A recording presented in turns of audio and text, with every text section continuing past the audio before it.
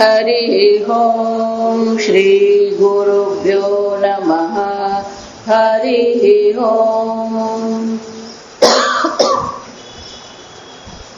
ॐ भद्रं कर्णेभिः शृणुयाम देवाः, भद्रं पश्येमाक्षभिर्यजत्राः, स्थिरैरङ्गैः स्तुष्टुवागुंसस्तनूभिः व्यशेम देवहितं यदायुः। स्वस्ति न इन्द्रो वृद्धश्रवाः, स्वस्ति न पूषा विश्ववेदाः, स्वस्ति नस्तार्क्ष्यो अरिष्टनेमिः, स्वस्ति नो बृहस्पतिर्दधातु।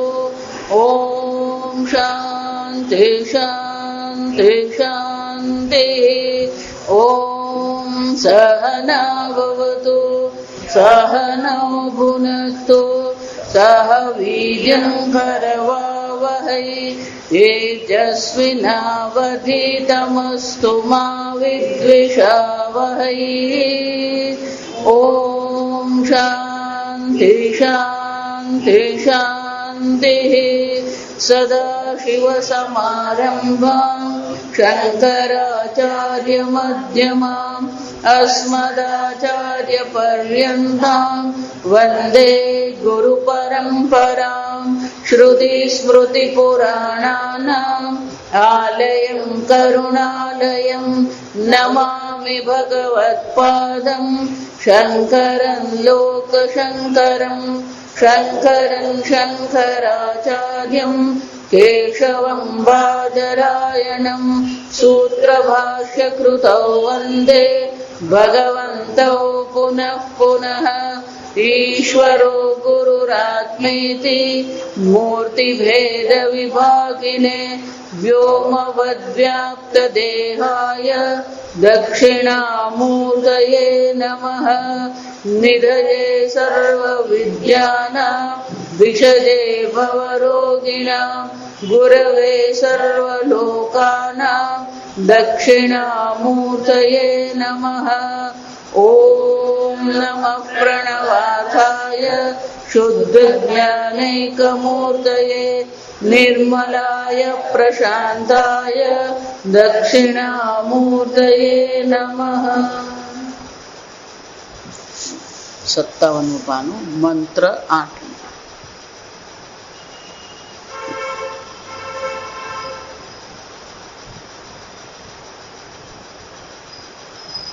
सप्त प्राणाः प्रभवन्ति तस्मात्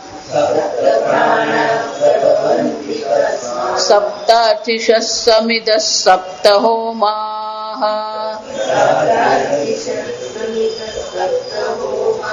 सप्तार्चिषः समिदः सप्त होमाः।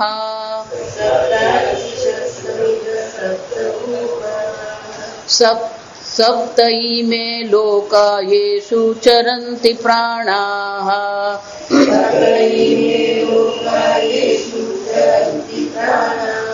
गुहाशया निहिता सप्त सप्त।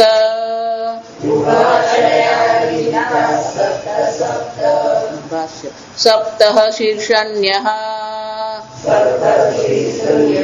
प्राणाः तस्मादेव पुरुषात् प्रभवन्ति। तेषाञ्च सप्तार्चिषः दीप्तयः स्वविषय अवद्योतनानि तथा सप्त समिदः सप्त विषयाः विषयैः समिध्यन्ते प्राणाः। सप्त होमाः तद्विषय विज्ञानानि यदस्य विज्ञानं तज्जुहोति इति श्रुत्यंतरात्। હવે શ્રુતિ માતા આપણને એક આધ્યાત્મિક યજ્ઞ દર્શાવે છે। સર્વ પરમાત્મામાંથી ઉત્પન્ન થયું છે। કર્મ પણ પરમાત્મામાંથી ઉત્પન્ન થયો, તો આ યજ્ઞ પણ શું છે એ પરમાત્મામાંથી જ ઉત્પન્ન થયો. પણ આ જે યજ્ઞ જે છે એ આપણે જે પ્રકારનો યજ્ઞ બહાર જે યજ્ઞ કરીએ છીએ એને બદલે આ કેવો છે? આધ્યાત્મિક યજ્ઞ છે. એટલે બહુ સુંદર કે સપ્તઃ, આ બધું કેવું છે? 7 છે. તો કે સપ્તઃ પ્રાણાહ, આ 7 પ્રાણો છે. એટલે શંકરાચાર્યજી કહે છે આ પ્રાણ છે ક્યાં? શીર્ષન્યાહ, આ મસ્તક પર 5 પ્રાણ છે. તો કે 5 પ્રાણ કોણ કોણ? શંકરાચાર્યજી કઈ વિશેષ કહેતા નથી. તો કે 7 પ્રાણ એટલે કે 2 આંખ, 2 કાન, 2 નાસિકા અને 1 મુખ. એટલે કે આ 5 વેદી છે. આ 5 પ્રાણ છે એટલે શું છે? આ 5 સ્થાન છે જ્યાં 7 સ્થાન છે જે 7 પ્રકારથી યજ્ઞ થઈ રહ્યો છે. આ યજ્ઞ ભાવના કરવાની છે. તો કે આ 5 જે છે આ મસ્તક પર આ 5 સ્થાન છે, અરે 7 સ્થાન છે. તસ્માત પુરુષાત પ્રભવંતી, તો કે આ જે 7 સ્થાન જે છે આ 7 એને ગોલક કહેવામાં આવે. આંખ, ભૌતિક આંખનું જે સ્થાન જે છે એને શું કહેવાય? ગોલક. તો કે આ 7 ગોલક છે. તો કે 7 ગોલક જે છે એ પણ શું છે? પુરુષાત પ્રભવંતી, એ પુરુષમાંથી ઉત્પન્ન થયા. એટલે કે 2 આંખ, કાન, મુખ, નાસિકા બધું ક્યાંથી ઉત્પન્ન થયું? એ પરમાત્મામાંથી જ ઉત્પન્ન થયું. એટલું જ નહીં, તસ્મા સપ્તાર્ચિષ,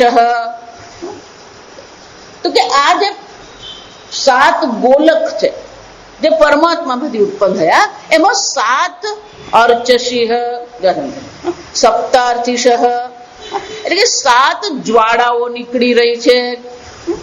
7 જે પ્રાણ જે છે એ 7 પ્રાણમાંથી આ 7 જ્વાળાઓ નીકળી રહી છે. દીપ્તિ, દીપ્તિ એટલે પ્રકાશ, પ્રકાશમાન. આહુતિ તો સમજવાનું, યજ્ઞ કરીએ ત્યારે જયારે આહુતિ આપવામાં આવે તો પેલો ધુમાડો નીકળતો લાકડું હોય, રાખ હોય ને એમાં આહુતિ નહીં અપાય. રાખમાં તમે આહુતિ આપો એ દેવતાને પહોંચે નહીં. પેલી એની જ્વાળા હોવી જોઈએ. જો આપણે અહીંયા જ આગળ જોઈ ગયા, કાલી, કરાલી છે, મનોજવા છે, પેલી 7 જીહવા છે અગ્નિની. 7 જીહવા જે છે એ 7 જીહવામાં જ આપણે આહુતિ આપવાની હોય. એટલે કે છે કે આ 7 ગોલક જે સ્થાન છે એમાંથી 7 પ્રકારની જ્વાળાઓ નીકળી રહી છે. દીપ્તિ, અર્ચિષ, તો કે આ 7 જે દીપ્તિ એટલે કે આ પ્રકાશ જે અહીંયાથી નીકળી રહ્યો છે. પણ કે એ પ્રકાશ તમે કેમ કીધું? અર્ચિષ એટલે પ્રકાશ, એટલે આ પ્રકાશ છે, દીપ્તિ છે, અગ્નિની જ્વાળા છે, એવું તમે શા માટે કહો છો? એટલે શંકરાચાર્યજી કહે છે સ્વ વિષય અવદ્યોતનાની, કારણ કે આ જે જ્વાળા નીકળી રહી છે, એ જે પ્રકાશ નીકળી રહ્યો છે એ શું કરે છે? પોતપોતાના વિષયને પ્રકાશિત કરે છે. અવદ્યોતનાની એટલે કે પ્રકાશિત કરનારી આ જ્વાળાઓ. આંખ રૂપને પ્રકાશિત કરે, કાન શબ્દને પ્રકાશિત કરે, એ જ રીતે નાસિકા ગંધને પ્રકાશિત કરે, અને મુખ જે છે એ રસને પ્રકાશિત કરે. બૃહદ ઉપનિષદમાં પણ આખું એક જ્યોતિ બ્રાહ્મણ, એક પ્રકરણ જ જ્યોતિ બ્રાહ્મણ છે. ત્યાં શું કહે છે? ઇન્દ્રિય જ્યોતિ. આ ઇન્દ્રિય જ્યોતિ છે. એમ અહીંયા કહે છે આ ઇન્દ્રિય રૂપી જ્વાળાઓ છે. આ ગોલક છે એમાં ચક્ષુરેન્દ્રિય છે, આ કર્ણેન્દ્રિય, કાન છે એમાં શું છે? શ્રોત્રેન્દ્રિય છે. બધી આ ઇન્દ્રિયો જ્વાળા સ્વરૂપ છે, કારણ કે એ પોતપોતાના વિષયને પ્રકાશિત કરે છે. તથા 7 સમિદઃ 7 વિષયા, તો કે આ 7 વેદીમાં 7 જ્વાળાઓ છે. તો એમાં જ્વાળામાં શાની આહુતિ આપવામાં આવે? સમિધા. આ લાકડીઓ જે આપણે નાખીએ, લાકડીને શું કહેવામાં આવે? સમિધા કહેવામાં આવે. તો કે આ 7 જ્વાળાઓમાં જે આહુતિ આપવામાં આવે છે એ સમિધા કોણ છે? 7 સમિધઃ. શ્રુતિ માતા તો ફક્ત આટલું જ કે વિચાર, 7 શીર્ષન્યાઃ પ્રભવંતી તસ્માત સપ્તર્ષિષઃ સમિધઃ.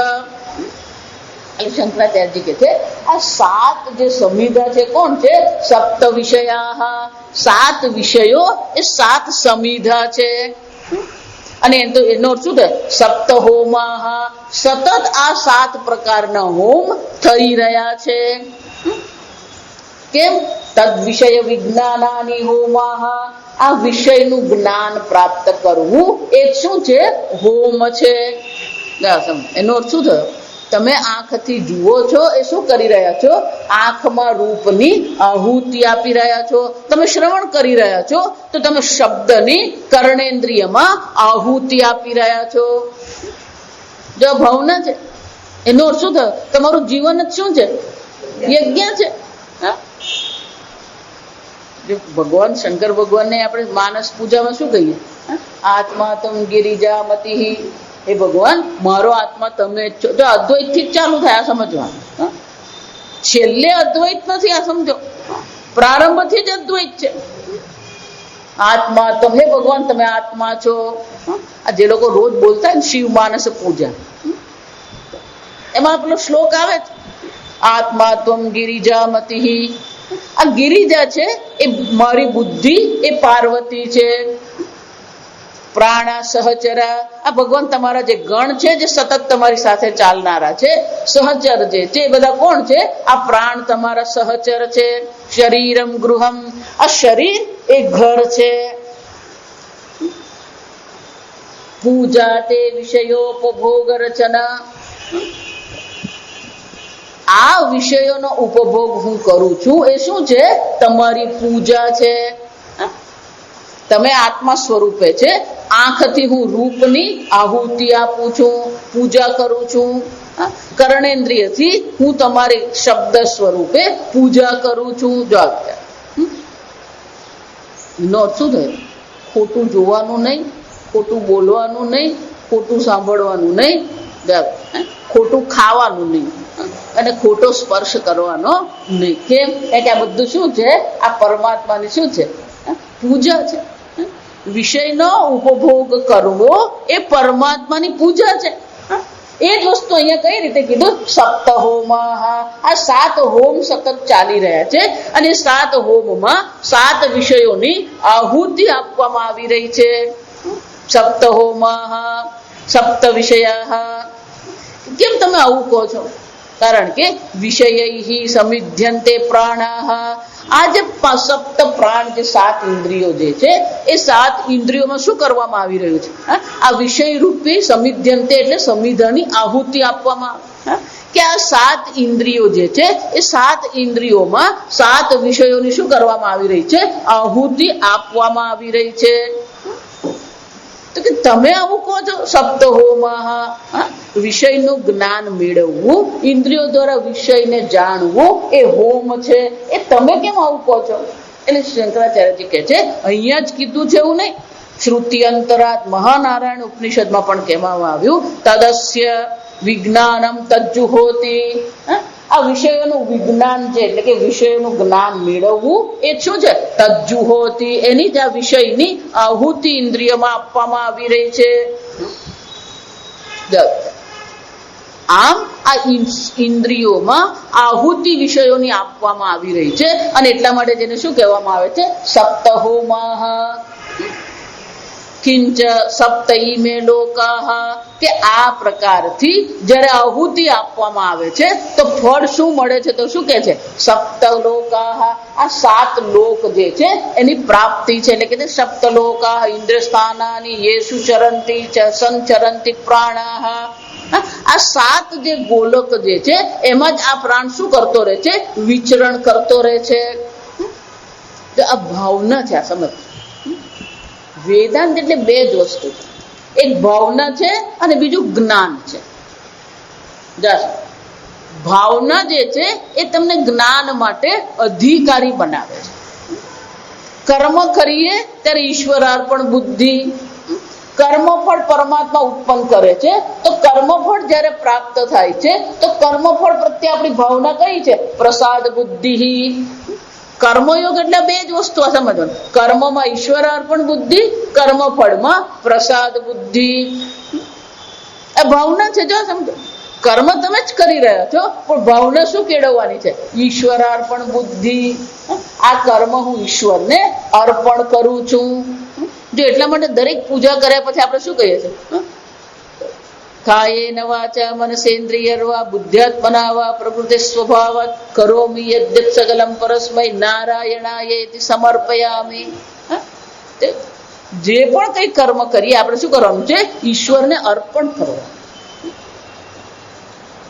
એટલા માટે આ બ્રાહ્મણ પણ છેલ્લે જયારે પૂજા કરે પછી પેલું પાણી મુકાવે.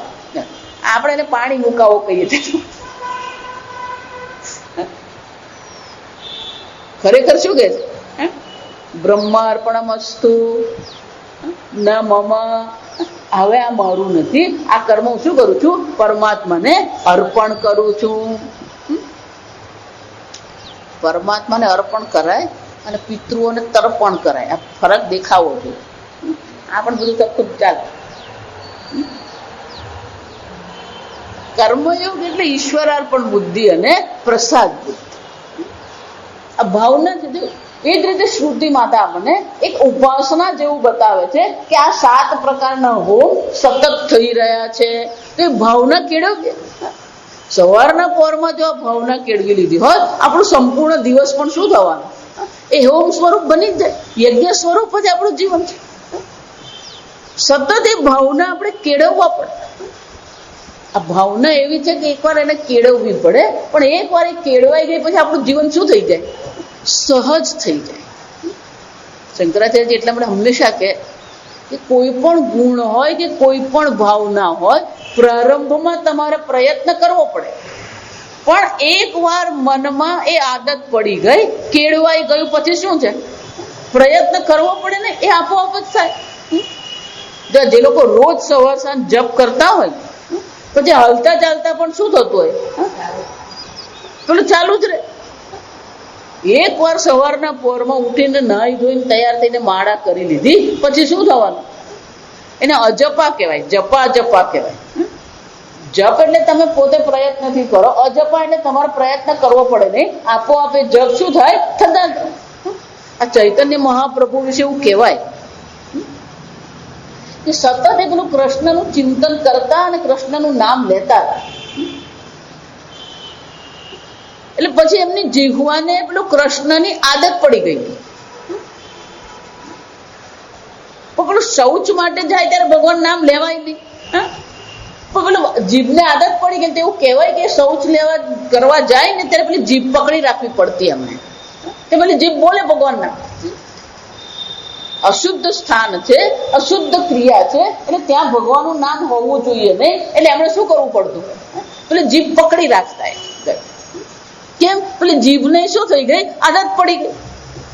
આમ અહીંયા આપણે શ્રુતિ માતા કહે છે કે આ જે સપ્ત હોમ જે છે એ પરમાત્મામાંથી જ ઉત્પન્ન થયું છે. સપ્ત જીહવા, અરે સપ્ત જ્વાળાઓ એટલે કે ઇન્દ્રિયો જે છે, પ્રાણ જેને કહેવામાં આવ્યા, એ પણ પરમાત્મામાંથી ઉત્પન્ન થયા. આ 7 વિષયો છે એ પણ પરમાત્માથી ઉત્પન્ન થયા. અને 7 ઇન્દ્રિય રૂપી જ્વાળામાં 7 વિષયો રૂપી આ સંવિધાન શું કરવામાં આવી રહ્યું છે? આહુતિ આપવામાં આવી રહી છે. આ પ્રકારથી સપ્તલોકાહ યેષુ ચરંતિ પ્રાણાહ.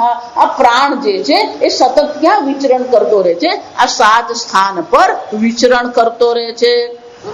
અને એટલે શ્રુતિ માતા કહે છે, વાંચ્યું નથી આપણે, કિંચ સપ્તઈમે લોકાહ ઇન્દ્રિય સ્થાનાની યેષુ ચરંતિ સંચરંતિ પ્રાણાહ પ્રાણાહ યેષુ ચરંતિ इति प्राणानां विशेषणम् इदं प्राण अपानादि निवृत्त्यर्थं गुहायां शरीरे हृदये वा स्वापकाले शेरते इति गुहाशयाः निहिताः स्थापिताः गात्राः सप्त सप्त प्रतिप्राणिभेदं यानि च आत्मयाजीनां विदुषां કર્માણિ કર્મફલાનિ ચ અવિદુષાં ચ કર્માણિ તત્સાધનાનિ કર્મફલાનિ ચ સર્વં ચ એતત પરસ્માદેવ પુરુષાત સર્વજ્ઞાત પ્રસૂતમ ઇતિ પ્રકરણાર્થઃ.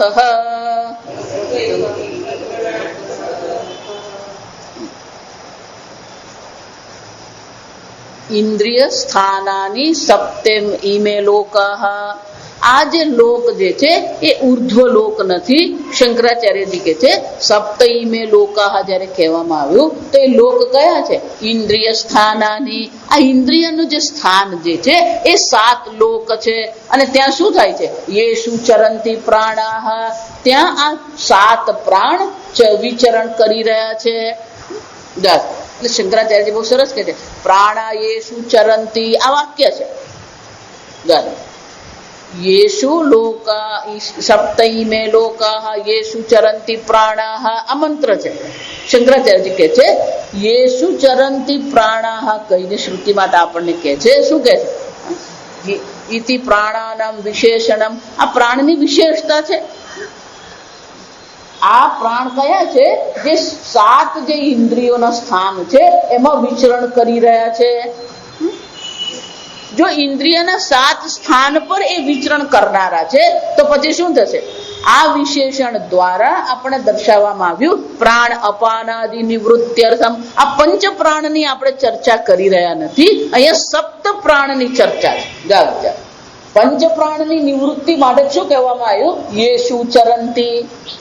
પ્રાણ આ 7 સ્થાન પર પ્રાણ વિચરણ કરી રહ્યા છે. એટલે અહીંયા પંચ પ્રાણની ચર્ચા નથી. એટલું જ નહીં, આ 7 સ્થાન પર એમ કહેવામાં આવ્યું તો 7 સ્થાન પર જે વિચરણ કરનાર છે એ ખરેખર પ્રાણ એટલે શું છે? ઇન્દ્રિયાણી. આપણે પ્રારંભમાં જ જોઈએ કે પ્રાણાહ ઇન્દ્રિયાણી. આ 7 ઇન્દ્રિયો છે. 2 આંખ છે, 2 નાક છે, 2 કાન છે અને મુખ છે. આ 7 ઇન્દ્રિયો જે છે એ ઇન્દ્રિયોના સ્થાન પર આ પ્રાણ વિચરણ કરતો રહે છે. આ 7 પ્રકારના પ્રાણ 7 સ્થાન પર રહે છે. અને આ જે 7 ઇન્દ્રિયો કે પ્રાણ જે છે એ કેવા છે? પ્રકાશ સ્વરૂપ છે, જ્વાળા સ્વરૂપે છે. અને એ શું કરે છે? એમાં વિષયો રૂપી સમિધાની આહુતિ આપવામાં આવી રહી છે. અને એટલે શંકરાચાર્યજી કહે છે આમ સતત આ યજ્ઞ થઈ રહ્યો છે. 7 વિષયોની 7 પ્રાણમાં આહુતિ અપાઈ રહી છે. પણ કે આજે તમે વાત કરી કે 7 પ્રાણ છે, 7 ઇન્દ્રિયો જે છે અને 7 આહુતિ આપવામાં આવી રહી છે. પણ કે સૂઈ જાય ત્યારે શું થાય? જો વિચાર, સૂઈ ગયા પછી તો વિષયોની આહુતિ થતી નથી. પછી 7 પ્રાણ જે છે એની જ્વાળાઓ પણ નીકળતી નથી. તો કે શું થયું એનું? એટલે શું કહે છે? ગુહાયામ શરીરે હૃદયે વા સ્વાપકાલે શેરતેતિ ગુહાશયઃ. ખરેખર આ 7 પ્રાણ કે 7 ઇન્દ્રિયો જે છે એ બધું શું થઈ જાય છે? ગુહાયામ. આ શરીરમાં હૃદયમાં શું કરે છે? સૂઈ જાય છે. સ્વાપકાલે. જ્યારે આ મનુષ્ય સૂઈ ગયો ત્યારે એ 7 ઇન્દ્રિયો પણ શું થઈ જાય છે?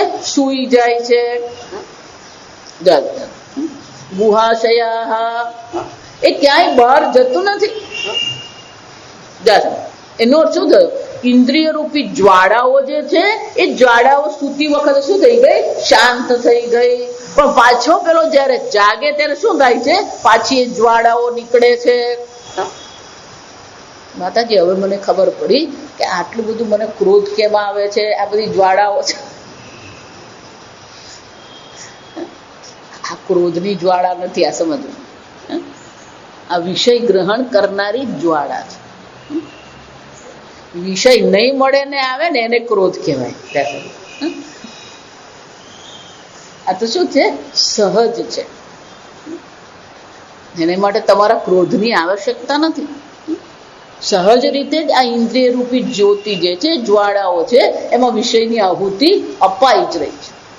જો હંમેશા તમને કહું, કર્મ પુરુષ તંત્ર છે, જ્ઞાન વસ્તુ તંત્ર છે. જવાબ કર્મમાં તમારો પ્રયત્ન છે, તમારો સંકલ્પ છે. પુરુષ તંત્ર એટલે કે પુરુષે પોતે સંકલ્પ કરવો પડે. કર્મમાં પુરુષ તંત્રતા એટલે કે તમારો સંકલ્પ હોવો જોઈએ તો કર્મ થાય.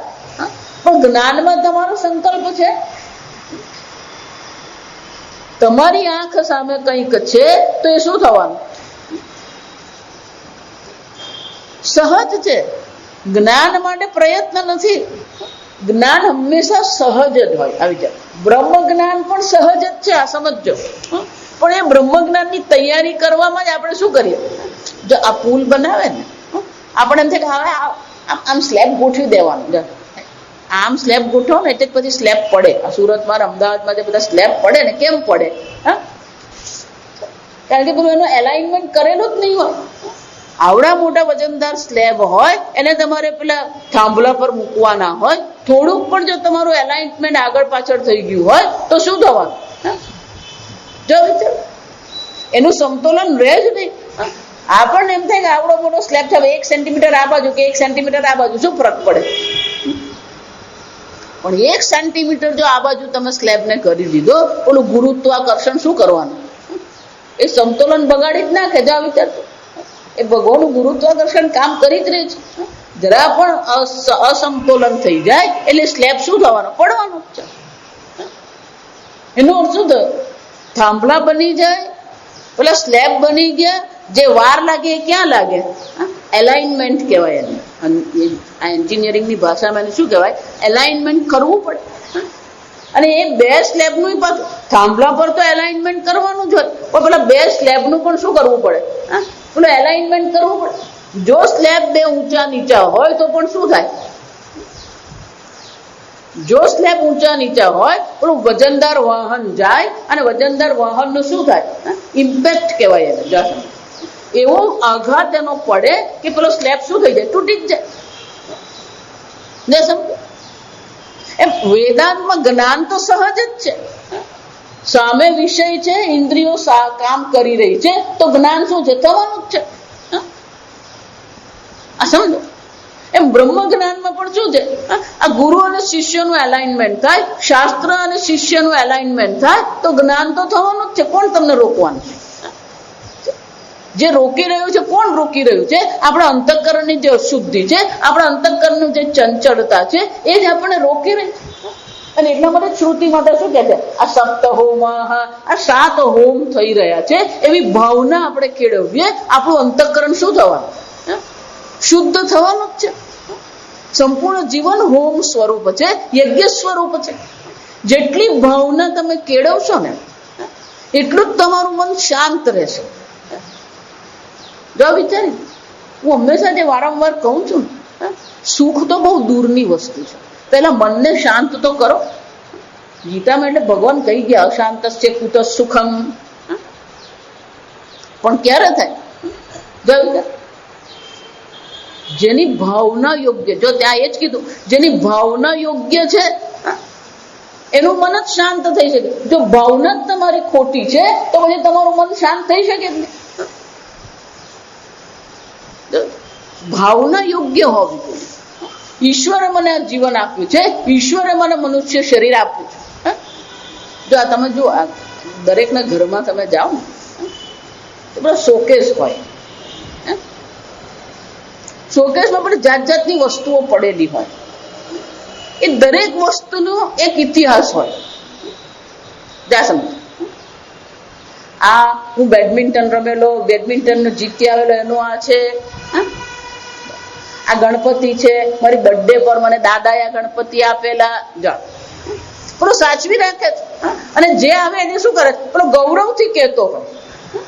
તો ભગવાને તમને મનુષ્ય શરીર આપ્યું, તમે ગૌરવથી કહી શકો છો ભગવાને મને મનુષ્ય શરીર આપ્યું? કોઈ ગૌરવ નહીં. જા વિચાર છે આપણને કઈ ગૌરવ કઈ? એટલે અંગ્રેજીમાં એને બહુ સરસ કહેવાય, ટેકન ફોર ગ્રાન્ટેડ કહેવાય. એ તો આપેલું છે, એમાં હું છે. જા ગૌરવ હોવું જોઈએ. ભગવાને મને આ મનુષ્ય શરીર આપ્યું. જો વિચારો, ભગવાન મનુષ્ય શરીર ચલાવી રહ્યો છે, ભગવાન આ ઇન્દ્રિયોને પોષણ કરી રહ્યો છે. આ ભાવના થવી જોઈએ. 15મા અધ્યાયમાં ભગવાન શું કહે છે? અહમ વૈશ્વાનરો ભૂત્વા પ્રાણીનામ દેહમાશ્રિતઃ. હું વૈશ્વાનર સ્વરૂપ, ભગવાન વૈશ્વાનર સ્વરૂપે મારા જઠરમાં છે, એમાં કઈ ખોટું નંખાય જ નહીં. જો કેમ બોલો, વૈશ્વાનર ભગવાન છે. એ ભાવના હોવી જોઈએ, એ સમજ કેળવવી પડે આપણે. હું હંમેશા એટલે કહું, આપણે ગૌરવ જ નથી. આપણે ભગવાને 2 હાથ 2 પગ 2 આંખ આપી, કોઈ એનું આપણે શું છે, કઈ કિંમત છે નથી. એટલે પેલી કથા છે, એક ભાઈ સાવ નિરાશ થઈ ગયો, હતાશ નિરાશ, જીવનથી પરિવારથી હતાશ નિરાશ થઈ ગયો. એટલે ભલે ચતુર્માસમાં ઓલા મહાત્મા ત્યાં આવે, એ પેલો રોજ સત્સંગમાં જાય, પણ મહાત્મા જોઈ કે આનું દિવેલ પીધેલું મોડું જો આ હતાશ નિરાશ હોય ને મોડા પછી ખબર પડી જ જાય. આ સમય આપણા વ્યક્તિત્વનું દર્પણ આપણું મુખ છે. એટલે પેલો મહાત્માને એકવાર પૂછ્યું કે ભાઈ શું છે, એટલે કે સ્વામીજી આમ છે, સ્વામીજી તેમ, બધું આખું પેલું શું કરે, કરમ કહાણી કહેવાય. શું કહેવાય? પેલી કરમ કહાણી બોલી ગયો. એટલે કે મારી પાસે કઈ છે જ નહીં, કે કઈ જ નથી તારી પાસે. સારું, ચાલ એક કામ કર, આ તારો જમણો હાથ મને આપી દે, હું તને 50,000 રૂપિયા આપું, ધંધો ચાલુ કરજે. હોય કઈ મહાત્મા? તો કે સારું એક કામ કર, આ બંને હાથ આપી દે, હું તને 2 લાખ રૂપિયા આપું. જો કે ગાડા થઈ ગયા. તો કઈ નહીં, કે આ પગ આપી દે એક તારો, હાથ તો તને કામ કરવા જોઈએ, આ તારો એક પગ મને આપી દે, હું તને 1 લાખ રૂપિયા આપું. કિંમત જ નથી આપણને. આ 1 લાખ ને 2 લાખ કઈ નથી, આ સમજજો. જેની પાસે નથી ને એને પૂછી આવો તો ખબર પડે. આ તમારો હાથ ને પગ ચાલી રહ્યા છે, એ પ્રાણથી આ ચાલી રહ્યા. જો આ પ્રશ્નોપનિષદમાં જોઈ ગયા, આ ઇન્દ્રિયો જે છે, જ્ઞાનેન્દ્રિય કર્મેન્દ્રિય જે કામ કરી રહી છે, કોને કારણ? પ્રાણાહ. આ પ્રાણ ચાલી રહ્યા છે, પણ આ પ્રાણ ચાલી રહ્યા છે કોને કારણ?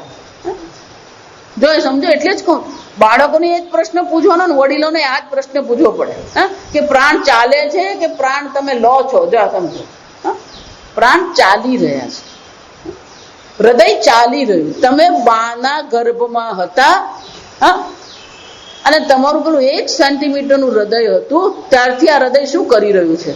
ચાલી રહ્યું. જો વિચારો, સીધો પ્રશ્ન, હૃદય ક્યાં સુધી ચાલે? એટલે બધા જ એક જ જવાબ, મરે ત્યાં સુધી જાય. એટલે મરે ત્યાં સુધી હૃદય ચાલે કે હૃદય ચાલે ત્યાં સુધી તું જીવે? જો વિચાર, ઊંધું જ વિચારીએ. એટલે જ મીરાબાઈ પર શું કહ્યું, ઉલટ ભયે મોરે ને, બધું ઊંધું જ વિચાર. સૂર્ય પૂર્વ દિશામાં ઉગે, આ સ્કૂલમાં જ શીખવવામાં આવે. જા વિચાર, એટલે સૂર્ય પૂર્વ દિશામાં ઉગે નહીં, જે દિશામાં સૂર્ય ઉગે એને પૂર્વ કહેવાય. બધું જ ઊંધું પકડીને ચાલ્યા. એમ આ ભગવાન આપણા પ્રાણ ચલવી રહ્યો છે. સૂઈ જાય ત્યારે પણ શું થાય છે? પ્રાણ ચાલી જ રહ્યા છે. સવારે ઉઠે એટલે ભગવાનને થેન્ક યુ કહેવાનું. જો સમજજો, કોને ટાઈમ છે? ના, કોને ટાઈમ છે? ભગવાન નવરો નથી બેઠો તમારા માટે. આ સમજજો, વૈશ્વાનર રૂપે છે, હૃદય રૂપે. આ હૃદય એટલે વ્યાન વાયુ કહેવાય. આ પ્રાણ વાયુ છે, હૃદય એટલે વ્યાન વાયુ છે, આ વૈશ્વાનર એટલે સમાન વાયુ છે. અને તમારા શરીરમાંથી અશુદ્ધિ કાઢી રહ્યો છે, અપાન વાયુ છે. આ 4 વાયુ સ્વરૂપે ભગવાન શું કરી રહ્યો છે? આ તમારા શરીરને ટકાવી રહ્યો છે. આટલું ભગવાન કરી રહ્યો. બહાર સૂર્ય છે, ચંદ્ર છે, વનસ્પતિ છે, અનાજ છે. જો જોઈ ગયા આપણે, ખીવી હવી યહો યવો વ્રીહી યવો. આ અનાજ પાણી ભગવાન ઉગાડી રહ્યો છે.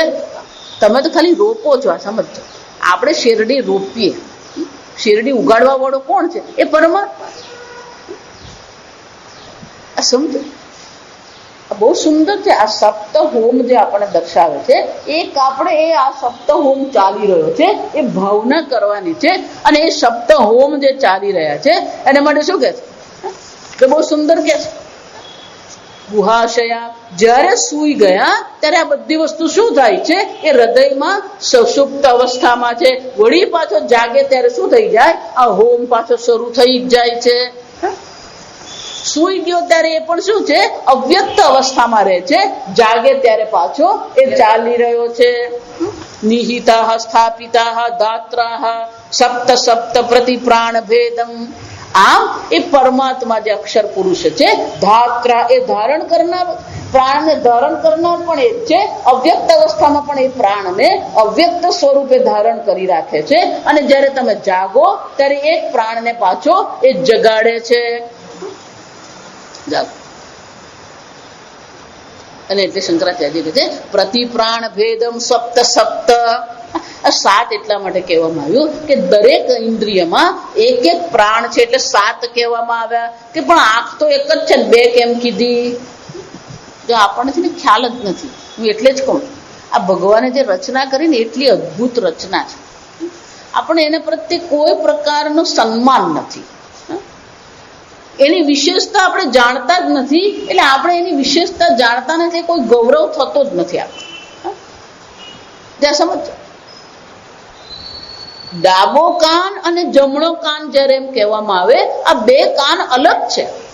ભલે કર્ણેન્દ્રિય એક છે, પણ આ ગોલકની દ્રષ્ટિએ કોણ છે? આ 2 છે.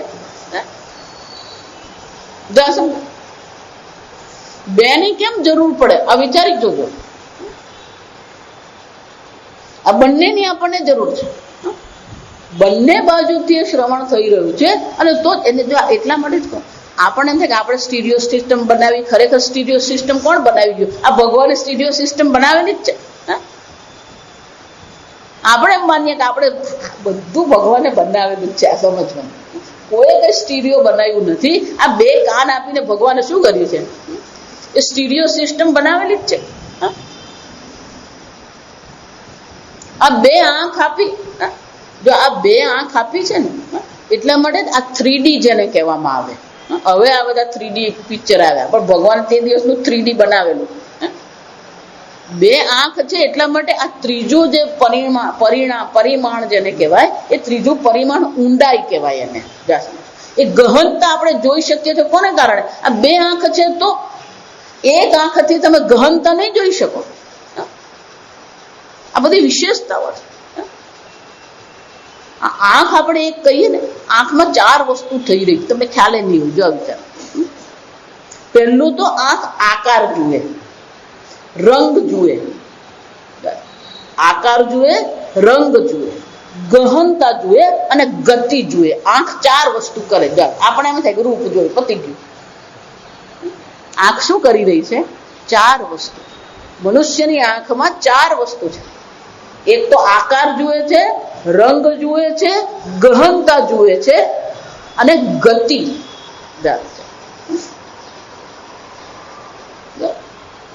કાન પણ જે છે, કાન પણ ખાલી શ્રવણ નથી કરતું. હજા સમજો, કાન જયારે શ્રવણ કરે છે એમ તમે કહો છો, તો એમાં પણ ઘણું છે, એમાં પણ ગહનતા છે. કેટલો દૂરથી અવાજ આવે એ પણ શું કરે છે?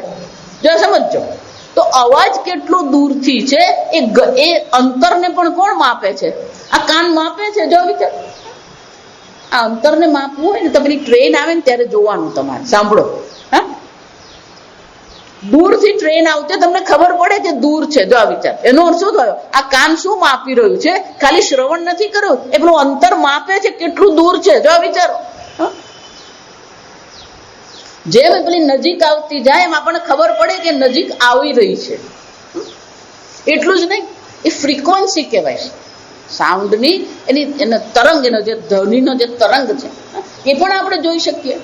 જો એ જ આ સંગીત છે, આ સમજો, સારે ગામા પધની સાજે છે, એમાં શું છે?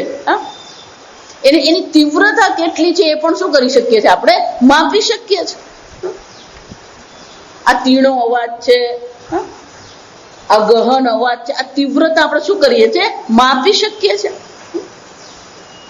એટલું જ નહીં, એ અવાજ કેટલો ઊંચો છે. જો આ વિચાર, લાઉડ એને કહેવાય. લાઉડ ને ગુજરાતીમાં શું કહે ભગવાન જાણે. ના, તીવ્રતા તો હાલશે, મોટો અવાજ ને નાનો અવાજ આપણે ગુજરાતીમાં કહીએ. એટલે ફ્રીક્વન્સી કેટલી છે, લાઉડનેસ એનું કેટલું, વોલ્યુમ આપણે વધઘટ કરીએ ને એટલે વોલ્યુમ કહેવાય. તો કાન પણ ખાલી સાંભળતો નથી. જો વિચારજો, આ બધું ઘણું બધું થઈ રહ્યું છે. કેટલો મોટો અવાજ છે, કેટલો નાનો અવાજ છે, એની તીવ્રતા કેટલી છે, એનું અંતર કેટલું છે, આ બધું જ માપી રહ્યું. પણ આ બધું સહજ થઈ રહ્યું. જો એટલે આપણે શ્રુતિ માતા શું કે છે? સપ્ત હોમ. આ 7 પ્રકારના હોમ થઈ રહ્યા છે. ફક્ત સાંભળતા ને એ જ રીતે આ જીહવા દ્વારા જયારે રસ ગ્રહણ કરવામાં આવે તો એ રસ જે ગ્રહણ કરીએ છીએ એ 6 પ્રકારના રસ છે. કડવો છે, ખાટો છે, તુરો છે, તીખો છે. આ 6 પ્રકારના શું છે? ષડ રસ એને કહેવામાં આવે. 6 પ્રકારના રસ આપણી જીહવા ગ્રહણ કરી શકે છે. આ વિશેષતા છે. હું એટલે જ કહું, તમને મનુષ્ય શરીર મળ્યું ને એનું પહેલા તો ગૌરવ હોવું. શંકરાચાર્યજી એટલા માટે શું કે છે? દુર્લભમ ત્રયમેવ તત મનુષ્યત્વમ. આ જગતમાં, આ ત્રૈલોકમાં આ દુર્લભ મનુષ્ય શરીર તમને મળ્યું. ભાગવતમાં ભગવાન આ જ કે છે, આ સમજો. ભગવાન તો દુર્લભ નહીં, પાછું શું કે છે? દુર્લભમ સુદુર્લભમ નૃદેહમ. દુર્લભ જ નહીં, કેવો છે? સુદુર્લભ, અત્યંત દુર્લભ છે. એ મળ્યો આપણને, પણ એ આપણે સામા ખોવી નાખીએ છીએ. ખાધું પીધું રાજ કર્યું. આ નાનપણથી પેલું વાર્તા સંભળાવીને આપણને આ છેલ્લું વાક્ય જે ગોખાવી દીધું ને, ખાધું પીધું રાજ કર્યું, એટલે પછી આપણે શું કરવાનું? ખાધું પીધું રાજ કર્યું.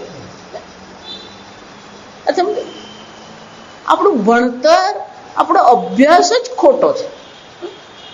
પાયામાંથી જ ખોટું શીખવવામાં આવે. સૂર્ય પૂર્વ દિશામાં ઉગે છે, આ પાયામાંથી જ ખોટું છે. આ બધું આ વિચાર, પાયો જ ખોટો હોય પણ જીવન શું થવાનું? દુર્લભમ સુદુર્લભમ નૃદેહમ પ્લવમ. ભગવાન કહે છે આ મનુષ્ય દેહ જે છે એ કેવો છે? સુદુર્લભ છે. પણ કેવો છે? પ્લવમ, એ તરાપો છે. શાના માટે? પુમામ ભવાબ્ધિમ ન તરેત. છેલ્લે ભગવાન કહે છે આ તરાપો મળ્યા પછી જે મનુષ્ય ભવસાગર પાર કરતો નથી, સ આત્મઃ. ભગવાન પ્રશ્ન છે એ ગોવાળિયા જો આત્મા, એટલે ભાષા પછી ગોવાળિયાની ચાલતી હોય, એ છોડે નહીં. પછી આ શરીર પ્રત્યે ગૌરવ હોવું જોઈએ. આ જગત પ્રત્યે પણ આપણા મનમાં શું હોવું જોઈએ? ગૌરવ હોવું, માન હોવું જોઈએ. જેના પ્રત્યે આપણને માન હોય ને એને આપણે સાચવીએ. પૂજ્ય સ્વામીજી અમને બહુ સરસ કહેતા. સ્વામીજીનું વાક્ય તમે જુઓ, we have no right to abuse this earth. વિચાર છે, આ પૃથ્વીનો દુરુપયોગ કરવાનો આપણને કોઈ હક નથી. આ વિચાર છે, we have no right to abuse this earth. અને શું કરી રહ્યા છે આપણે? આ પ્રદૂષણ શું છે? એ જ છે. ભગવાન પણ એ જ કહી ગયા, એવમ પ્રવર્તિતન ચક્રમ. અર્જુન, આ જગત ચક્ર ચાલી રહ્યું છે. ન અનુવર્તયંતિ, જે એનું અનુસરણ કરતો નથી. એ કોણ છે? મેં કીધું ને, પછી ગોવાળિયાની ભાષા આવી જ જાય. આ સમજમાં, અગાયુહુ ઇન્દ્રિય રામ મોગમ પાર્થ સજીવતી. અગાયુ એનું જીવન જ શું છે? અગહ, પાપયુક્ત છે. જે આ પૃથ્વીનું સન્માન નહીં કરી શકે, જે આ જગત ચક્રનું સન્માન કરતો નથી, એનું જીવન કેવું છે? પાપ સમાન છે. એનું જીવન જ પાપ છે. જો વિચાર, ઇન્દ્રિય રામ. કેમ? કારણ કે એ ક્યાં પડ્યો છે? ઇન્દ્રિય રામ નતુ આત્મા રામ. એને આત્મા તત્વની, પરમાત્મા તત્વની કોઈ પડી નથી. એ શું છે? મારી ઇન્દ્રિયોને હું કેમ ભોગવું, કેમ વધારેમાં વધારે વિષય ભોગવું, એમાં જ એનું મન ચાલી રહ્યું છે. તો ભગવાન એનું જીવન કેવું છે? મોગમ પાર્થ સજીવતી. એનું જીવન પણ શું છે? વ્યર્થ છે. જાસમ ભાવના કેળવો. આ મંત્ર દ્વારા શ્રુતિ માતા આપણે બહુ સુંદર ભાવના કેળવવાનો પ્રયત્ન કરે કે આ 7 હોમ થઈ રહ્યા છે. આ પ્રાણ ચાલી રહ્યા, આ ઇન્દ્રિયો શું કરી રહી છે? વિષય ગ્રહણ કરી રહી છે. એ જ હોમ છે. સપ્ત સપ્તઈ મે હોમ. આ 7 હોમ થઈ રહ્યા છે. જો વિચાર, એક એક ઇન્દ્રિયોની વિશેષતા આ તમને ખ્યાલ જ નથી. આંખની પણ જે વિશેષતાઓ, સ્વામી જો પેલા હવે આ બધું ડિજિટલ કેમેરા, પહેલા તો પેલા રોલ વાળા કેમેરા, પેલો ફોટો પાડવાનો ને પછી પેલા રીલ આપણે દોડાવવાનો ને પછી ફોટો પડે. આ ભગવાને તો રીલ ની જરૂર જ નહીં. જો આ વિચાર,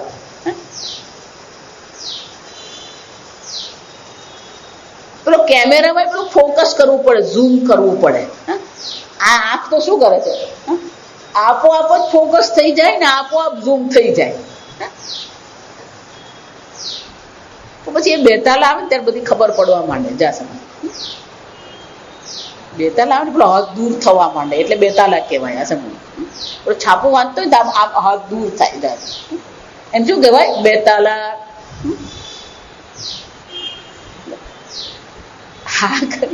આ કેટલું કામ નજીકનું જોઈ છે, દૂરનું જોઈ છે. એટલે પછી પેલા ચશ્મા બે થઈ જાય. ભગવાન તમને એક જ આપી આંખ, એમાં દૂરનું નજીકનું બંને થાય. પણ ડોક્ટર તમને આંખ આપે તમારી બીજી ઉપનેત્ર કહેવાય. એટલે સંસ્કૃતમાં આ ચશ્માને શું કહેવાય? ઉપનેત્ર. એમાં શું કરવું પડે? વિચાર બાયફોકલ. પેલા નજીકના જોવાના જુદા અને દૂરના જોવાના જુદા. જો વિચારી જુદું. આપણી મર્યાદા, આપણા જ્ઞાનની મર્યાદા. ભગવાનને બે કરવાની જરૂર નથી, પણ પેલા એ ચશ્મા બે આપવા પડે. એ માતાજી પ્રોગ્રેસિવ આવી ગયા. પ્રોગ્રેસિવ આવી ગયા તોય પણ શું છે? નજીકના ને દૂરના કાચ તો જુદા જ છે. જો એટલા માટે આ જે લોકોને બેતાલ આવે ને એ લોકોને શરૂઆતમાં ચાલવાની તકલીફ પડે. કે પેલું નજીકના જોવા માટેનું જે એરિયા છે શું થઈ જાય? પણ મર્યાદિત થઈ જાય. એ જેટલું પેલું અર્ધ બોર્ડ આપેલું એમાંથી પેલું વાંચવું પડે. ભગવાનને અર્ધ બોર્ડની આવશ્યકતા નથી.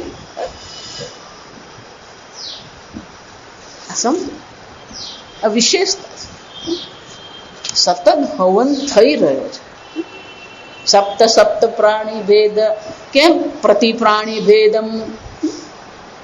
તો શંકરાચાર્ય બીજું બહુ સરસ કે પ્રતિ પ્રાણી ભેદમ.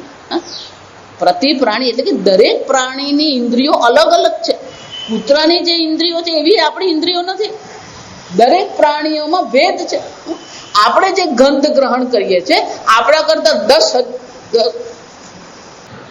કરતા 10,000 ગણી ગંધ ગ્રહણ કરવાની શક્તિ કૂતરા પાસે છે. જા એટલે શંકરાચાર્યજી કહે છે અહીંયા મનુષ્યમાં જે 7 હોમ થઈ રહ્યા છે એમ દરેક પ્રાણીમાં 7 હોમ થઈ રહ્યા છે. પણ એ દરેક પ્રાણીઓના હોમ કેવા છે? અલગ અલગ છે, ભેદ છે. એટલે હવે શ્રુતિ માતા કે છે સપ્ત સપ્ત નિહિતાઃ. એટલે શંકરાચાર્ય સ્વયં બહુ સુંદર અહીંયા કે છે ચ આત્મયાજીનામ વિદુષામ કર્માણી કર્મ ફલાની ચ અવિદુષામ ચ. તો કે આ 7 હોમ થઈ રહ્યા છે અને હોમ યજ્ઞ છે. તો પછી શું થવું જોઈએ? કર્મ છે તો એનું શું હોવું જોઈએ? કર્મ ફળ હોવું જ જોઈએ. અને એટલે શંકરાચાર્યજી કહે છે કે આ આત્મયાજી નામ આ કોણ છે? દેવ યજન થઈ નથી રહ્યું. કયું છે? આત્મયજન થઈ રહ્યું છે. કેમ? કારણ કે સપ્ત જ્વાળાઓમાં સપ્ત વિષયની જે આહુતિ આપવામાં આવી રહી છે એ સપ્ત વિષયોની આહુતિ ક્યાં પહોંચે છે? આત્મા તુમ ગિરિજામતી પૂજા તે વિષયો પર ભોગ રચના. આ આત્મા સુધી જઈ રહ્યું. આંખ રૂપ ગ્રહણ કરે છે પણ આંખ રૂપ પોતાના માટે ગ્રહણ કરતી નથી, તમારા માટે ગ્રહણ કરે છે. કાન શ્રવણ ગ્રહણ કરે છે. જો કાન શ્રવણ પોતાના માટે ગ્રહણ કરે તો તમને સાંભળવાનું બંધ થઈ જાય. આ સમજમાં પણ શ્રવણ ક્યાં અટકી જાય? એક કાન પર અટકી જાય.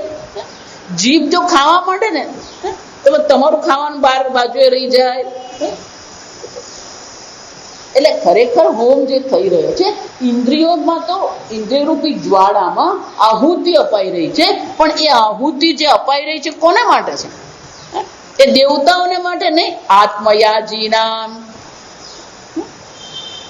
જ્યારે તમે આહુતિ આપો યજ્ઞ કુંડમાં ત્યારે શું કહો? ઇન્દ્રાય સ્વાહા ઇન્દ્રસ્યૈદમ ન મમ. આ આહુતિ હું ઇન્દ્રને આપું છું. હવે આ ઇન્દ્રની છે, મારી નથી. એ જ રીતે અહીંયા જે હોમ થઈ રહ્યો છે કેવો છે? આત્મયાજી નામ. આ પ્રકારથી જે આત્મ હોમ કરી રહ્યો છે. જ્યાં સમજો જેમ પેલો દેવતાઓને માટે ચંડી હોમ એમ કહીએ તો શું છે? એ ચંડી માતાનો હોમ આપણે કરીએ છીએ. રુદ્ર યાગ કરીએ તો એ કોના માટે છે? રુદ્ર માટેનો છે. એમ અહીંયા યાગ થઈ રહ્યો છે. કયો છે? આત્મયાગ. શંકરાચાર્યજી કહે છે આ પ્રકારથી જે આત્મયાગ કરનારો છે વિદુષામ એ જ્ઞાની છે, એ સમજી રહ્યો છે, જાણી રહ્યો છે. કર્માણી કર્મ ફલાની છે, એ કર્મ કરી રહ્યો છે, આત્મહોમ કરી રહ્યો છે.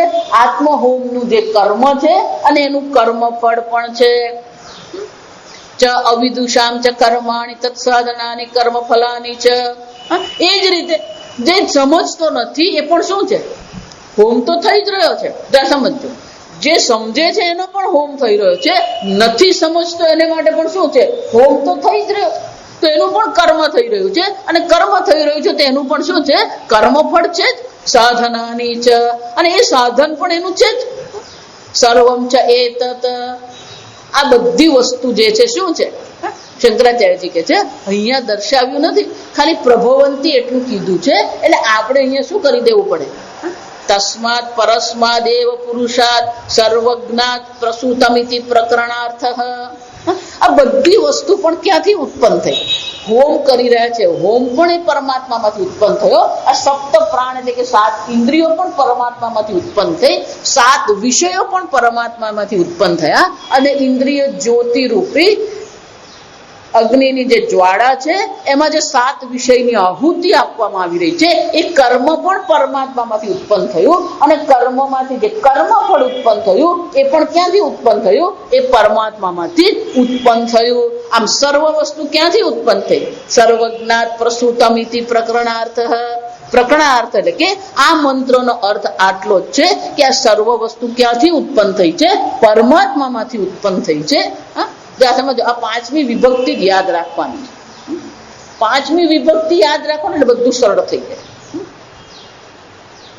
આ 5મી વિભક્તિ ફક્ત વેદમાં જ છે, આ સમજો. બીજે કોઈ જગ્યાએ કોઈ ધર્મ પંથમાં કે કોઈ સંપ્રદાયમાં 5મી વિભક્તિ નથી. અને હું વેદમાં એટલા માટે કહું છું કે આપણે ત્યાં અનેક સંપ્રદાયો છે, પણ એ સંપ્રદાયો પણ આ માથી એટલે કે 5મી વિભક્તિનો ઉપયોગ નથી કરતા. આ સમજો, પરમાત્માએ આ જગત ઉત્પન્ન કર્યું બધા જ કહે છે, પરમાત્મા જગતનું સંચાલન કરે છે બધા જ કહે છે. પછી ભલે આપણા વૈદિક સંપ્રદાયના પણ સંપ્રદાયો જે છે એ બધા પરમાત્માને ઓળખે છે. પરમાત્મા સર્જન કરનાર છે, પરમાત્મા નાશ કરનાર છે એમ ઓળખે છે, પણ પરમાત્મામાંથી ઉત્પન્ન થયું એ કોઈ ઓળખતું નથી. આ સમજ, પરમાત્મા બધું કરી રહ્યો છે, બરાબર છે, પણ અહીંયા જે પ્રકરણનો અર્થ એ શું છે, પરસ્માત પુરુષાત એવ પ્રસૂતમ. એ પરમ પરમાત્મા જે છે, એ પરમ પુરુષ જે છે, એમાંથી જ આ બધી વસ્તુ ઉત્પન્ન થઈ. જો એટલે 7મા અધ્યાયમાં પણ આપણે જો મત્ત પરતર મત્ત, મારામાંથી જો પ્રભવ પ્રલયસ્તથા, આ બધું મારામાંથી જ ઉત્પન્ન થયું. આ બધું મારામાં જ પ્રલય પામે છે. માટીમાંથી જ ઘડો બન્યો, માટીમાં જ ઘડો લય પામે. કુંભારમાંથી ઘડો બને નહીં અને કુંભારમાં પાછો જાય નહીં. જા સમજો,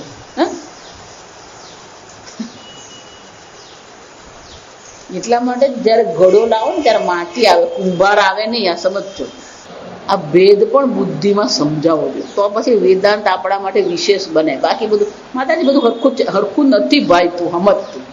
એટલે કહું, સવારના પોરમાં ચા પીને આવવાનું તો આ વિશેષતા ખબર પડે, નહીં તો બધું શું લાગે, એ ભી ઠીક હે વો ભી ઠીક હે. સ્વામીજીનું વાક્ય જ સમજ. સામાન્ય બધા લોકોને શું છે, એ ભી ઠીક હે વો ભી ઠીક હે. આ કશું એ ભી ઠીક હે વો ભી ઠીક હે નહીં હે. એટલે શંકરાચાર્ય કહે છે આ મંત્રનો અર્થ એટલો જ છે કે આ બધી વસ્તુ પરમાત્મામાંથી, ઇન્દ્રિયો પણ પરમાત્મામાંથી ઉત્પન્ન થઈ. આ ઇન્દ્રિયો રૂપી જ્વાળા જે છે એ પરમાત્મામાંથી ઉત્પન્ન થઈ, વિષયો પરમાત્મામાંથી ઉત્પન્ન થયા. આ કર્મ જે હોમ 7 હોમ થઈ રહ્યા છે એ પણ કર્મ પણ પરમાત્મામાંથી ઉત્પન્ન થયું. કર્મફળ પણ શું છે, એ પરમાત્મામાંથી. તો સંપૂર્ણ આપણું આધ્યાત્મિક યજ્ઞ થઈ રહ્યો છે. શરૂઆતમાં મેં કહ્યું ને, આ શું છે, આધ્યાત્મિક યજ્ઞ છે. અને આધ્યાત્મિક યજ્ઞ કેવો છે, સતત થઈ રહ્યો છે. સુઈ જાઓ છો ત્યારે તે શાંત થઈ જાય છે, અવ્યક્ત અવસ્થામાં છે. જાગો એટલે શું થઈ જાય, નાર માતાજી જાગ્યા પછી તમારે ચા પીવી પડે, પણ ચા પીવી પડે એટલે હોમ ચાલુ થઈ ગયો. જાગો એટલે હોમ શરૂ જ થઈ ગયો. કેમ? પેલો સાંભળો અવાજ એનો શું થયો? શબ્દ ની આહુતિ કાનમાં આવવા જ માંડી. જો વિચાર, એ આહુતિ પડવા જ માંડે. પછી પેલી જીભમાં ચાની આહુતિ પડે. પહેલા તો શું થઈ જાય? પેલા કાનમાં આહુતિ પડે, પેલી આંખમાં આહુતિ પડે, પછી જીભમાં આહુતિ પડે. એનો અર્થ શું થયો? જાગો એટલે શું થઈ ગયો? આ આધ્યાત્મિક યજ્ઞ પ્રારંભ થઈ જ ગયો. અને ભગવાન કે છે આ આધ્યાત્મિક યજ્ઞ જે થઈ રહ્યો છે એ પણ શું છે? એ પરમાત્મામાંથી જ ઉત્પન્ન થયો. એ પરમાત્માથી ભિન્ન છે જ. આગળ આપણે આવતીકાલે. ઓમ અસતો મા સદ્ગમય તમસો મા જ્યોતિર્ગમય મૃત્યોર્મા અમૃતંગમય. ઓમ પૂર્ણમદ પૂર્ણમિદં પૂર્ણાત પૂર્ણમુદચ્યતે પૂર્ણસ્ય પૂર્ણમાદાય પૂર્ણમેવાવશિષ્યતે. ઓમ શાંતિ શાંતિ શાંતિ. હરિ ઓમ શ્રી ગુરુભ્યો નમઃ. હરિ ઓમ.